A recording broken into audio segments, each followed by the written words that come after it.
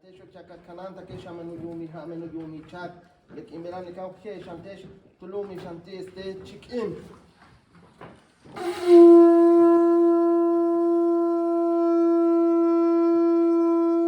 Tulakakim kimakiwosha uchatalesha achin votesh te wailuma yetilek imeran.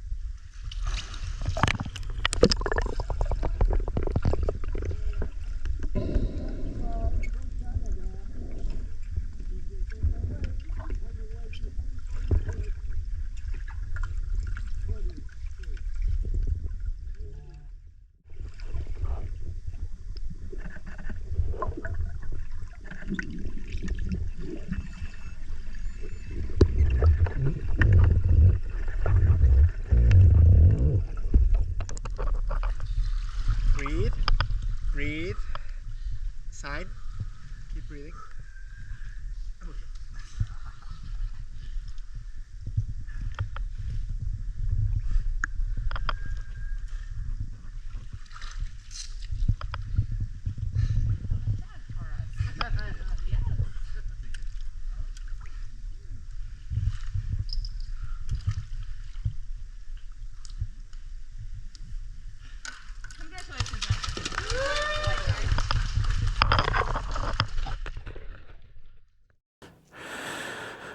Okay. Okay, that was another epic meal at Bamboo Express. Gosh, I love this place. And a very hot trip back, as the bike right now reads 40 degrees. It is so freaking hot.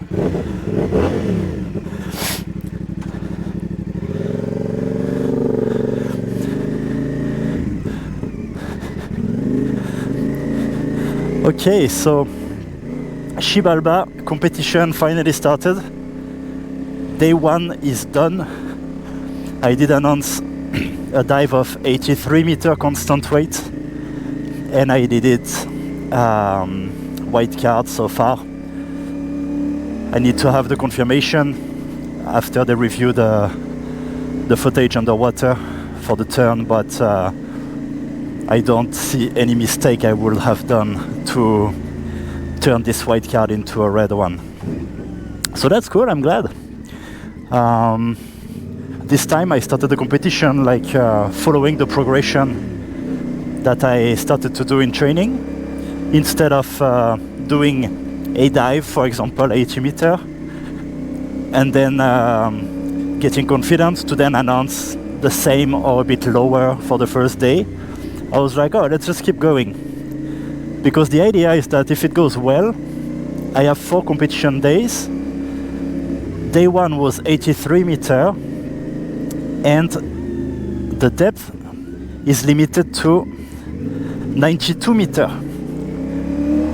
So that means that I can put 86, and if it goes well, I can put 89, and if it goes well, I can put 92. And that will be freaking cool, because I've never been to the bottom of that cenote, and I would enjoy that.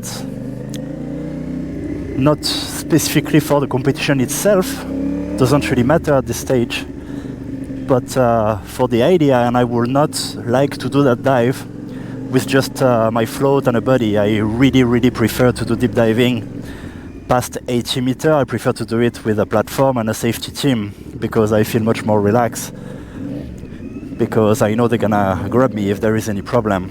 I would not like to put that in the hand of one of my friends, even if it's part of the game. I prefer to avoid, and I generally dive a little bit safer when I dive with like one or two buddy.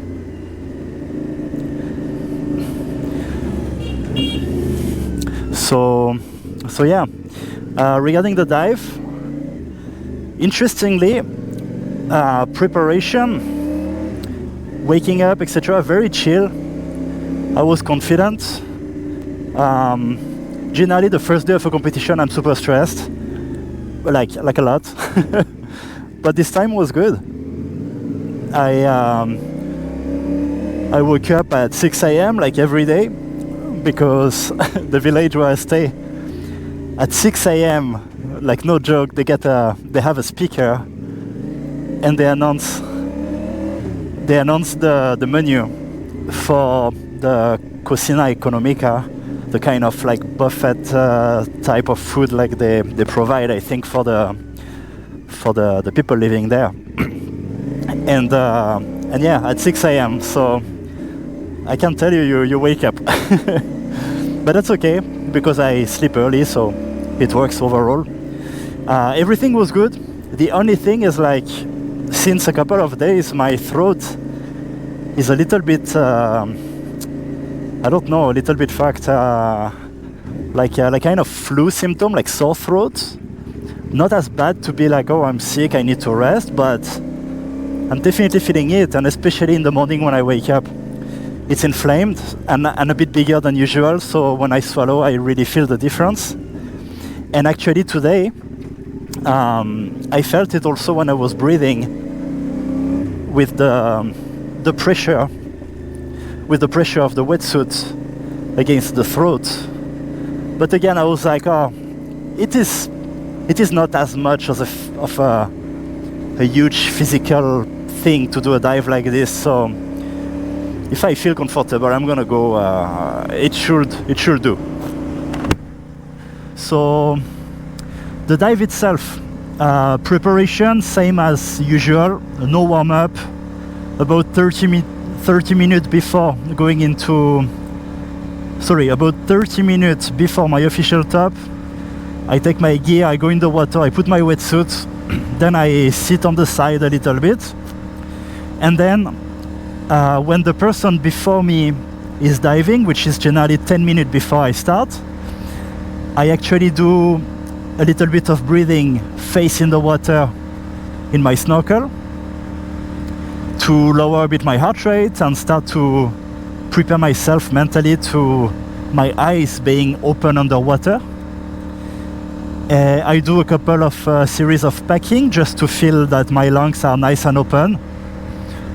And after that, I go on the line, and then it's the classic clip your lanyard, get the official gauge, and then I will have generally 3 to 4 minutes before start time. So I will do 1 or 2 minutes, depending how much time I have, of same like face in the water, breathing in my snorkel with my nose clip. And then at 2 minutes from official top, I will actually flip and get in a sitting position on my noodle. I ditch the snorkel, and then I try to do some nice tidal breathing slowly, gently, relaxing myself, trying to provide a nice body scan. My heart rate is a bit pounding at this stage generally, but I know that it's not a big incidence on the whole dive, as long as you control it when you're actually during the dive, yeah? So I try to just like chill and wait, and when I hear 1 minute before official top, I do a little chest breath that feels like comfortable. Go back to tidal breathing. At 30 seconds before official top, I do a good chest breath, slow exhale, and after that I take my peak inhale. I do my packing, generally around 20 pack, and then I drop my face into the water, let go the rope. I try to take a pause of about 2 seconds, arms down, to just like release the tension before diving, and then I do my duck dive and I start my dive. The dive itself, about 1 minute 14 if I remember to the bottom, so fairly fast. About 1.2 meter per second overall, which means I'm going a bit slower in the beginning, then I pick up speed quite fast because also it's fresh water. Then 20 meter I do first charge of the mouthfeel, and I drop my arms on my side, I keep kicking. 30 meter top up of my mouthfeel, and then around 40 meter I free fall. Generally, here I did free fall a little bit later, I think like 45. I didn't really realize. And after that, my free fall speed is about 1.2 meter per second. Again, because remember, I am quite heavy and I'm in fresh water. Even with the 5mm pants, I'm quite fast on my way down. So yeah, the way down was okay, but it was not amazing. I was, of course, feeling the competition nerves. And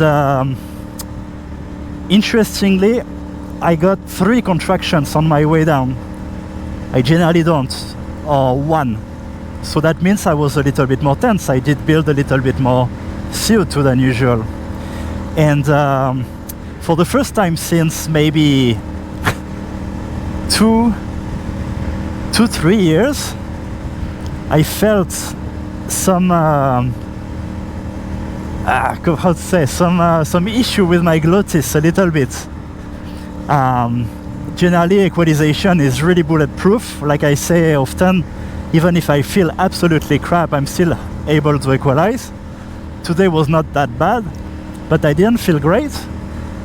And I felt that it was on the edge of opening during maybe the last third of the dive, but it didn't open because I didn't let it. So I equalized without any problem to my target. But that was interesting to mention because I thought that I would never feel that again anymore.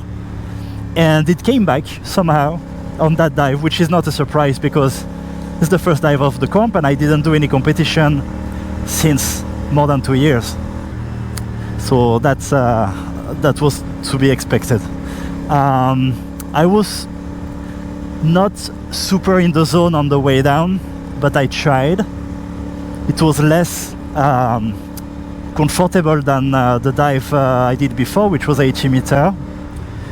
But still, I heard my alarm at 70. I was like, oh, it's not too bad, I'm gonna go. And then I went, I grabbed the tie. This time I had the lanyard on the left side, which allowed me to grab the tie. And then I turned and I went back up, and on the way up I tried to not rush, but to keep a good speed. So I'm generally around 1.1 to 1.2 meter per second on the way up, which is what I did on this one. There's a little portion where I speeded up a little bit, 1.3, but very briefly, then I controlled again. A lot of contraction on the way up, especially toward the end, so it was less comfortable.